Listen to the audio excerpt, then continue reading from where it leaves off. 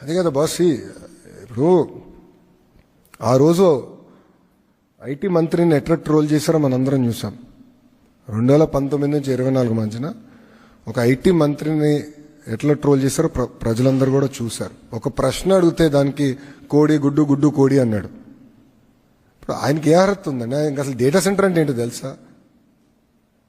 విచిత్రం ఏంటంటే ఒక ఐటీ సంస్థ ఆయన అడిగింది, సార్ మాకు ఇప్పుడు కొంచెం దూరం ఉన్నాం, పబ్లిక్ ట్రాన్స్పోర్టేషన్ లేదు, పబ్లిక్ ట్రాన్స్పోర్టేషన్ వేయండి అంటే బస్సులు వేయండి అని కోరారు. అది కూడా ఆయన చేయలేకపోయాడు బాస్.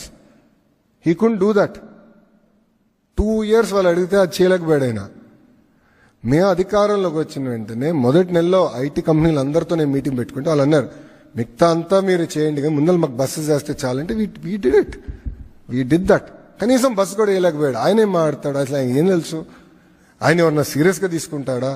ఆయన మెసేజ్ పెడితే ఒక్కడన్నా స్పందిస్తాడా? ఒక్క మీనింగ్ఫుల్ బిజినెస్ మెన్ స్పందిస్తాడా?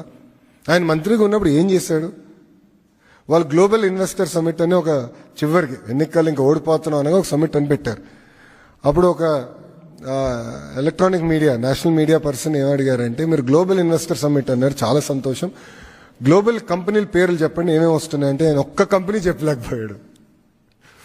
ఈ couldn't tell even one company. మాకు సమ్మిట్ పెట్టాల్సిన అవసరం రాలేదు, ఆల్రెడీ తీసుకొచ్చా. ఇటుగో పార్ట్నర్షిప్ సమ్మిట్ పెడుతున్నాం, బట్ మేము ఏంటి సమ్మిట్ కోసం ఆగట్లా. We're moving very fast.